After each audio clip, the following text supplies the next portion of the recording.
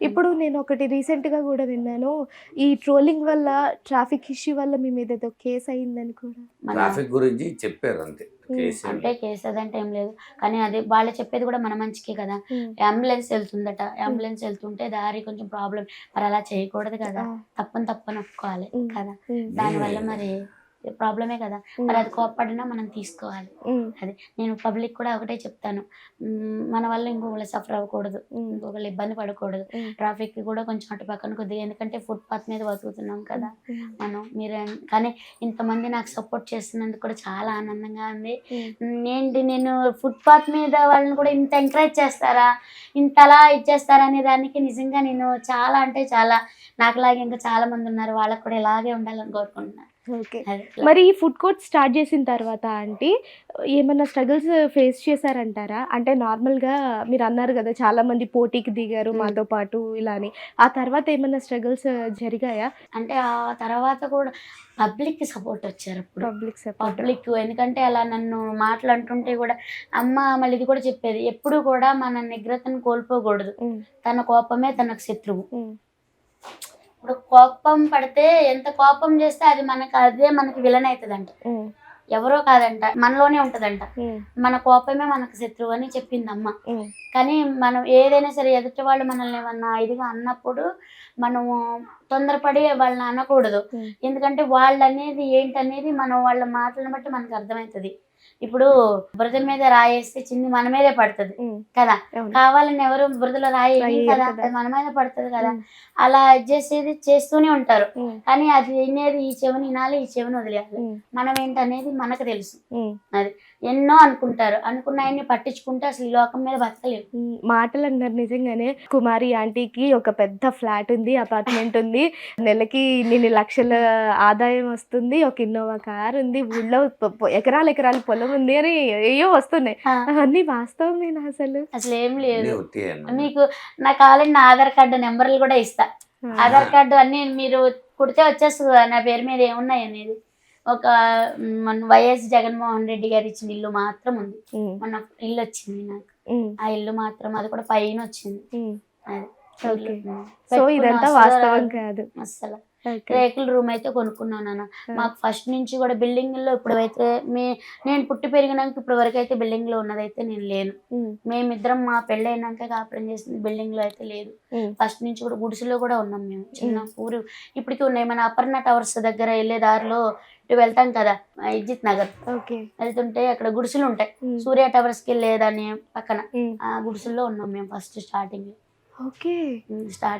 అలా స్లమ్ గుడిసెల్లో ఏరియాలా ఉంటుంది, ఒక మురికివాడ లాగా ఉన్నాం. ఉంటుంది. ఓకే. గుడిసెల్లో మురికివాడ కాదు, బానే ఉంటది, రోడ్డు పక్కన రోడ్డు పక్కన వేసారు. నీడగానే ఉంటది. అక్కడ ఎందుకు ఉండాల్సి వచ్చింది? అంటే అంటే వచ్చిన అప్పుడు మేము కొత్తలో కొత్తలో. వచ్చిన కొత్తలో ఎక్కడ కాకపోతే లేక. అంకుల్ ఏంటంటే, అంకుల్ దగ్గర నాకు నచ్చింది బాగా ఏంటంటే, ఎవరిచ్చినా ఊరిని ఎవరిచ్చినా కానీ తీసుకోరు, ఉమ్, అస్సలు తీసుకోరు. తీసుకోరు. కనీసం అమ్మ వాళ్ళు మామూలుగా వ్యవసాయం పంట పండించిన ఉమ్, మినువులు అయ్యి బియ్యం అయ్యి కూడా ఏమన్నా ఇదిగా ఇచ్చినా కానీ పొర్రపాటును కూడా ఉమ్, ఒక్క కిలో కూడా తీసుకోరు. ఉమ్, ఎవరికైనా సరే కష్టం చేసుకుంటేనే వస్తాయి, మన కష్టం మనకు ఉండాలి. ఉమ్, ఒకళ్ళు అది మనకు ఇప్పుడు వద్దని చెప్పి ఆయన ఎవరిచ్చినా కానీ, మా నాన్న వాళ్ళు ఇచ్చిన ఎవరిచ్చినా కానీ అప్పటి నుంచి ఇప్పటి వరకు కూడా ఉమ్, ఒకళ్ళది మనకు ఉండదు, మన కష్టం మనకు ఉండాలి. ఉమ్, ఒకళ్ళు దానికోసం మాత్రం ఎప్పుడూ ఆశపడరు. ఉమ్, కొంతమంది అయితే మీ పుట్టింటి దగ్గర నుంచి అది తీసుకురా ఇది తీసుకురా అని అన్న వాళ్ళు కూడా నేను చాలా మందిని చూసాను. ఉమ్, ఆయన అసలు అలా అన్నారు, అవి ఒకళ్ళు పెట్టింది మనకు వద్దు అంటారు ఉమ్. అస్సలు. ఓకే. పొరపాటును కూడా మా అమ్మకి నాన్న కూడా నేనంటే కూడా ఆయన అంటే నీకు ఇష్టం. ఉమ్, మళ్ళీ నేను తన కూతురినైనా కానీ అలాంటి మంచి హస్బెండ్ వచ్చినందుకు, నీకు మంచి భర్త వచ్చినందుకు నువ్వు చాలా అదృష్టం చేసుకున్నావు అని మా అమ్మ నానే అంటారు నన్ను. ఓకే. మీ పిల్లలు ఏం చేస్తున్నారంటే, మీ పిల్లలు ఎంతమంది? బాబుమో డిగ్రీ ఫస్ట్ ఇయర్, ఉమ్. పాపేమో ఇంటర్ సెకండ్ ఇయర్. ఎప్పుడైనా మీరు ఫీల్ అవుతారా నేను చదువుకోలేదని, అయ్యో నేను కొంచెం చదువుకొని ఉంటే చాలా. బాగుండేది? అనుకున్నా. చాలా బాగా ఫీల్ అవుతుంది. ఆ. ఇప్పుడు చదివిస్తానంటే చదువుకుంటా. అవునా? చదివిస్తారంటే చదువుకుంటారా? చదువు అంటే చాలా ఇష్టం. బాగా అంటే అయ్యో. బాగా ఇష్టం. కానీ వాళ్ళు చదువుకుంటే, కానీ వాళ్ళు నేను చదువుకోలేదని బాధపడుతుంటాను కదా, ఉమ్, అందుకోసం వాళ్ళు నేర్పిస్తే ఏదైనా సరే ఒకరోజు నేర్పిస్తే చాలు, అదైతే నాకు ఇంగ్లీష్ అవి కూడా వర్డ్స్ అవి కూడా హిందీలో మాట్లాడడం కానీ హిందీ కూడా నాకు రాదు. అవన్నీ కూడా నా పిల్లలే నేర్పించారు. అసలు హిందీ ఎంత బాగా మాట్లాడతారా అండి మీరు? నేనే షాక్ అవుతాను చూస్తా ఉంటే. మా పిల్లలు నేర్పించారు. కానీ మా పిల్లలు కూడా అంటారు, డాడీ పంపిద్దాం డాడీ మమ్మీని, బాగా చదువుకుంటుంది, ఏదైనా అంటే నేర్చుకుంటే ఇట్టే నేర్చుకుంటా, ఏదైనా చెప్తే మాత్రం. సో మీకు చదువు అంటే చాలా ఇష్టం ఉండేది కానీ పరిస్థితుల వల్ల ఆగిపోయారు, అంతేనా? ఓకే. నిజం చెప్పాలా ఆంటీ, ప్రతి ఆడదాని విజయం వెనుక ఒక మగాడు ఎలా ఉంటాడో ప్రతి మగాడి కష్టం వెనుక ఒక ఆడది ఉంటుంది. మీ ఇద్దరిలో అది చాలా బాగా నిజమైంది. నిజం చెప్పాలి అంటే మీకు చాలా మంది కాల్స్ వస్తానే ఉన్నాయి, ఇంటర్వ్యూల మీద ఇంటర్వ్యూలు, ఆఖరికి శ్రీదేవి డ్రామా కంపెనీ నుంచి కూడా వచ్చింది ఫోన్, ఒక సెలబ్రిటీ అయిపోయారు. ఫైనల్లీ మీ ఫీలింగ్ ఏంటి అసలు? అంటే సంతోషంగా ఉంది, హ్యాపీగా ఉంది. ఎందుకంటే ఇంకోటి ఏంటంటే మేము అసలు ఎలా ఉండేవాళ్ళం ఇప్పుడు అనిపిస్తుంది మాకు. నిన్న నైటే అనుకున్నాం మేమిద్దరం, కానీ ఒకసారి అన్ని గతాన్ని నిన్న గుర్తు చేసుకున్నాం మేము. జీవితాన్ని మొత్తం ఒకసారి మనం ఏంటి ఇవాళ ఇలా ఇంత మందిలో ఇంత ఇది అంటే నాతో సెల్ఫీలు కూడా దిగుతున్నారు. ఏంటి నాతో సెల్ఫీలు దిగటం ఏంటి, ఏంటమ్మా అసలు ఇది నిజమా ఏంటి అనేది మాకు అసలు నిన్నైతే అసలు ఆనందంతో కన్నీళ్ళు వచ్చినాయి మాకు. నిన్న ఆనందంతో కన్నీళ్ళు వచ్చినాయి మాకు. అప్పుడు ఇక ఇద్దరం కూడా ఆయన కూడా సంతోషపడ్డారు బాగా ఇదిగాని. కానీ ఇప్పుడు అనిపిస్తుంది పెద్దవాళ్ళ మాట చెద్దన్నం మూట, పెద్దవాళ్ళ మాట ఏదైనా సరే వినాలి. వాళ్ళు ఏది చెప్పినా మన మంచికి, వాళ్ళ మాట విని మనం నడుచుకుని అది ఏంటనేది లోతు తెలుసుకుని జీవించగలిగితే ప్రతి ఒక్కరి జీవితం అలాగనే ఉంటుంది. ఓకే. సో ఫైనల్ గా చాలా మంది మిమ్మల్ని గుర్తుపడుతున్నారు ఆంటీ వల్లనే ఇదంతా జరుగుతుంది అని. బట్ మీ వెనక అంకుల్ లేకపోతే ఈ విజయం మీకు ఎప్పటికీ రాదు. మీ లైఫ్ లో అంకుల్ పాత్ర ఏంటి అంటే ఏం చెప్తారు? నా జీవితం మొత్తం అంటే ఆ అంకులే. నా జీవితం మొత్తం అంటే నేను ప్రతి ఒక్కరికి చెప్పేది కూడా ఏంటంటే, ఏ ఆడపిల్లైనా ఈ అంకుల్ ఇది కూడా అంటారు, అమ్మ నాన్నని వదిలిపెట్టి నా కోసం నా జీవితంలోకి వచ్చావు, నా జీవితంలో నా కష్టాలు నీ కష్టాలుగా తీసుకొని నాకు ఇంత హెల్ప్ చేస్తున్నావు అని కూడా నన్ను అంటే చాలా బాగా చూసుకుంటారు. దానికి నిజంగా ఏ భార్య అయినా సరే ఆ భర్త ప్రేమ ఉంటే చాలు, ఇంకా పెట్టినా పెట్టకపోయినా ఆ ప్రేమ అనేది ఏ ఒక్క హస్బెండ్ కైనా అదే చెప్తాను నేను. భార్యలు ఎవరైనా సరే మీరు ఏం తెచ్చినా తేకపోయినా మీరు ప్రేమ కురిపిస్తే చాలు, ఏ ఆడపిల్లైనా దాని అంత సంతోషం ఇంకోటి లేదని పొంగిపోతారు. మన ఆడవాళ్ళకు ఉన్నది అది. కానీ అలా ఏ హస్బెండ్ అయినా సరే మళ్ళీ అత్త మామల సపోర్టింగ్ కూడా. ఫస్ట్లో నేను కష్టాలు పడ్డా వాడిని ఇది చేసిన వాళ్ళు అప్పుడు కూడా అంకులే ధైర్యం చెప్పారు, మా అమ్మ నాన్న ఇలా మా అమ్మ ఇలా చేస్తుందని నువ్వు బాధపడకు, ఇప్పటికైనా వాళ్ళు ఇది చేస్తారని చెప్పి అంకుల్ కూడా నాకు అలా సపోర్ట్. కానీ ఇవాళ నిజంగా అంకుల్ అన్న మాట ఇవాళ వాస్తవమైంది. నేను ఫంక్షన్కి వెళ్ళినప్పుడు కూడా అప్పుడు పసుపు తాడు వేసుకుని వెళ్ళేదాన్ని.